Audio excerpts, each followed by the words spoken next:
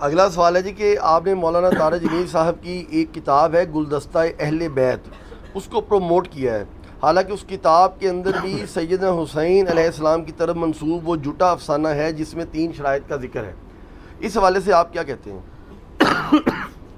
میرے بھائی میں تو مشکات المصابیح کو بھی پروموٹ کرتا ہوں، اس کا قطعاً یہ مقصد نہیں کہ مشکات کے اندر جو کچھ لکھا ہوا ہے وہ ٹھیک ہے، ضعیف روایتیں بھی ہیں۔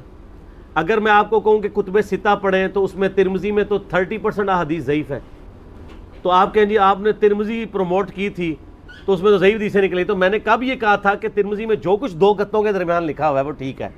وہ سر ایک ہی کتاب ہے اللہ کی کہ جو 2 گتوں کے درمیان سب کچھ ٹھیک لکھا ہوا ہے۔ باقی اپنی تھیم کے اعتبار سے وہ ایک اچھی ایفرٹ ہے گلدستہ اہل بیت، اور اگر اس میں کوئی بات ایسی لکھی ہے جو تحقیق کے برخلاف ہے تو وہ ہائی لائٹ کرنی چاہیے، وہ مطلب چیزیں نکال دی جائیں گی۔ اور یہ چیز مجھے پہلے اس سوال سے پہلے بھی پوائنٹ آؤٹ کی، کچھ لوگوں نے ای میلز مجھے بھیجیں، میں نے مولانا طارق جمیل حافظہ اللہ تعالیٰ کو آج سے تقریباً 3-4 دن پہلے عصر کے وقت میں نے فون کیا تو مجھے بتا رہے تھے میں اس وقت علاج کے لیے لاہور آیا ہوں، تو میں نے کہا سر مجھے ضروری بات کرنی ہے۔ میں نے ان کو بتایا کہ اس طرح اس کتاب میں یہ چیزیں لکھی، تو انہوں نے تسلی سے سنا، تو ان کا بیٹا وہ اب 2nd پرنٹنگ میں ہے، تو ابھی پرنٹنگ نہیں ہوئی ہے، ہم نکال دیں گے اس میں سے، آپ بتا دیں۔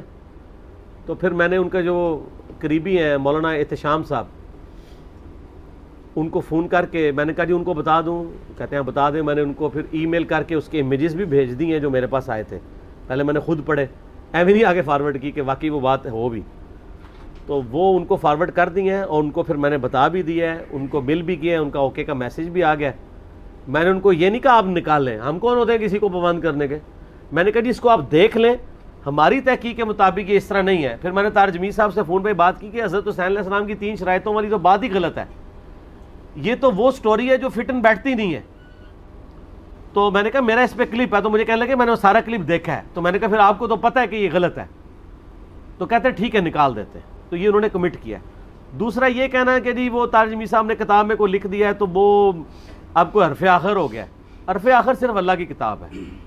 ہم اگر کسی کو پروموٹ کرتے ہیں تو قطعاً اس کا یہ مقصد نہیں ہے کہ اس کی ہر بات کو میں اپنے لیے بھی کہتا ہوں کہ میری بھی ہر بات حرف آخر نہیں ہے، اگر مجھ سے کہیں سلپ آف ٹنگ ہو جاتا ہے تو سلپ آف ٹنگ ہو سکتا ہے، بڑے بڑے لوگ ہیں جن سے سلپ آف ٹنگ ہو جاتا ہے، اور میں بولتا ہوں بعض کا ایسا سلپ آف ٹنگ بھی ہوتا ہے کہ بولنے والے کو بولنے کے دوران 100% یقین ہوتا ہے کہ میں صحیح بول رہا ہوں۔ مثلا یہ پچھلے دنوں میرا ایک کلپ ریکارڈ ہوا تھا، جیسے عوام ویسے حکمران،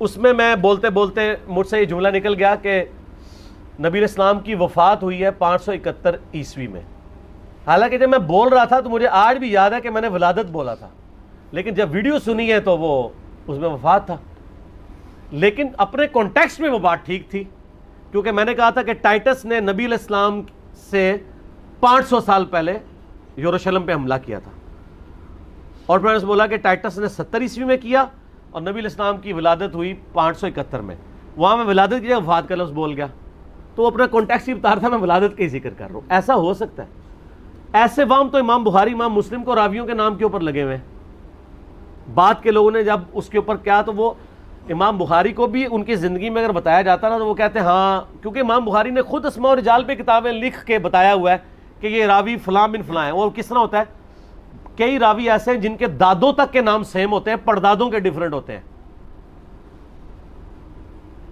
لیکن کبھی لکھتے ہوئے کوئی غلط ہو جائے، اب وہی بندہ اپنی دوسری تاریخ کبیر میں لکھ رہا ہو کہ یہ راوی فلاں ہے اور بخاری میں وہ دوسرے کو مینشن کر دے، تو اس کو آپ ایک کاتب کی غلطی کہہ سکتے ہیں، ہیومن ایرر۔ ہاں ہیومن ایرر ہے، یہ ایرر کسی سے بھی ہو سکتا ہے یار۔ بخاری مسلم میں حدیث ہے کہ نبی علیہ السلام کئی بار نماز میں بھولے ہیں تو سجدہ صاحب کیا، آپ کو یہ کہے گا کہ بھی نبی علیہ السلام کی توجہ نہیں تھی نماز میں، آپ میرے لیے اپنے لیے تو کہہ سکتے ہیں، لیکن ہیومن ایرر ہو سکتا ہے، بعض اوقات انسان سے کوئی چیز اوور لک ہو سکتی ہے، تو یہ کوئی ایسی چیز نہیں ہوتی ہے۔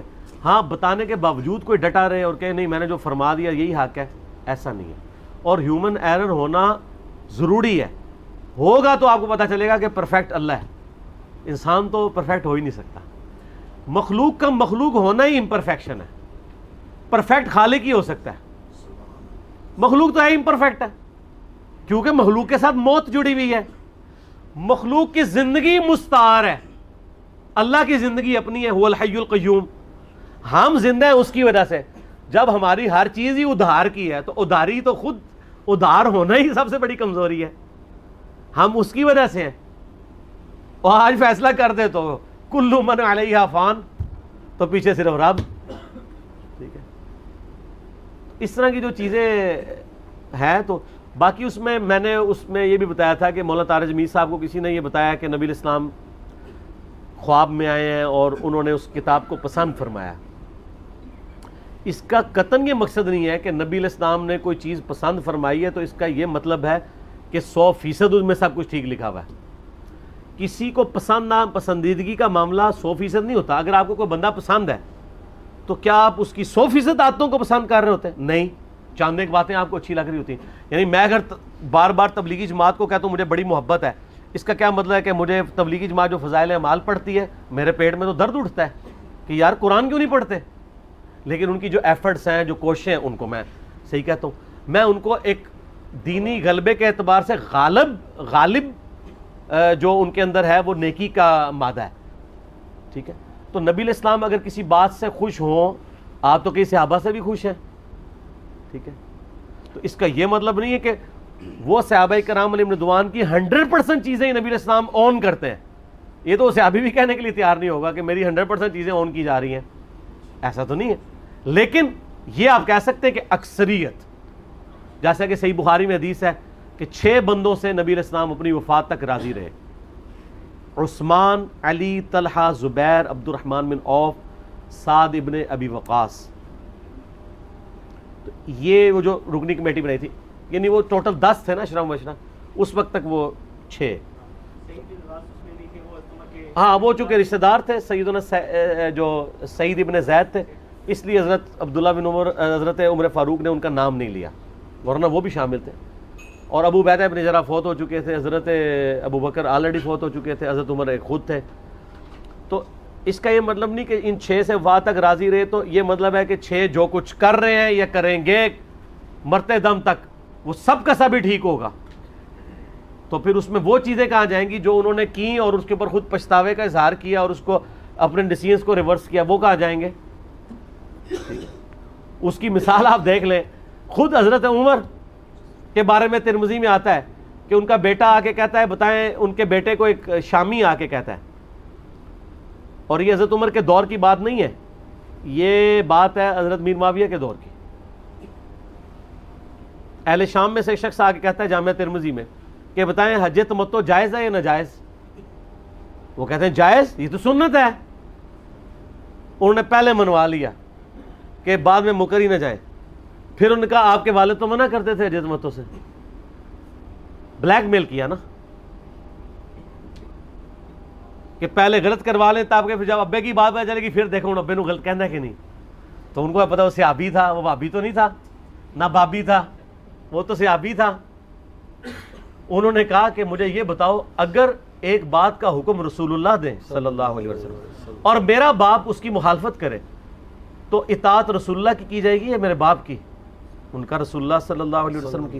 تو عبداللہ بن عمر نے فرمایا پھر نبی علیہ السلام تو ہمیں حج تمتع کا حکم دیتے تھے, تو نبی علیہ السلام کی بات ہی مانی جائے گی. آپ کوئی کہے جی حضرت عمر نے جو حج تمتع پہ بندی لگائی تھی نبی علیہ السلام اس سے بڑے خوش تھے, یہ کون بیوقوف کہے گا؟ پھر بخاری مسلم میں آتا ہے حضرت عثمان کے دور میں حضرت عثمان نے حج تمتع پہ بندی لگائی تو حضرت علی نے مخالفت کی. انہوں نے کہا میں آپ کی وجہ سے نبی علیہ السلام کی سنت نہیں چھوڑ سکتا, اور انہوں نے حج اور عمرے کی اکٹھی نیت کی. تو کسی بندے کی زندگی میں 2-4 واقعات اس کو 0 سے ملٹیپلائی نہیں کرتے. نہ یہ ہوتا ہے کہ وہ واقعات اس لیے صحیح ہو جائیں کہ وہ بندہ صحیح ہے, نہیں, غالب کسی زندگی کا پورشن دیکھا جاتا ہے. تو گلدستہ اہل بیت میں غالب پورشن جو ہے وہ محبت اہل بیت والے. غلطی ہو سکتی ہے, کوئی انسانی کوشش ہے. ٹھیک ہوگا, درست.